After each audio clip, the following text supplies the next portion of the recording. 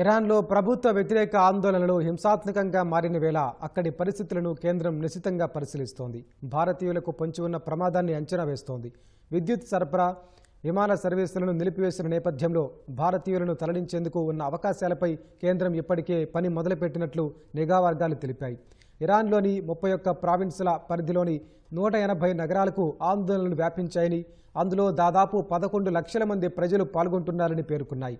రాజధాని Tehran, Iran రెండో పెద్ద నగరం మషహద్లో ఇవాళ కూడా ప్రజలు పెద్ద సంఖ్యలో వీధుల్లోకి వచ్చి ఆందోళనలు చేశారు.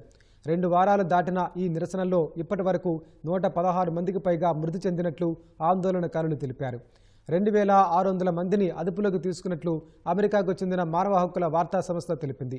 ఇంటర్నెట్, ఫోన్ లైన్లను నిలిపివేయడం వల్ల విదేశాల నుంచే పరిస్థితులను అంచనా వేయడం కష్టంగా మారినట్లు పేర్కొంది.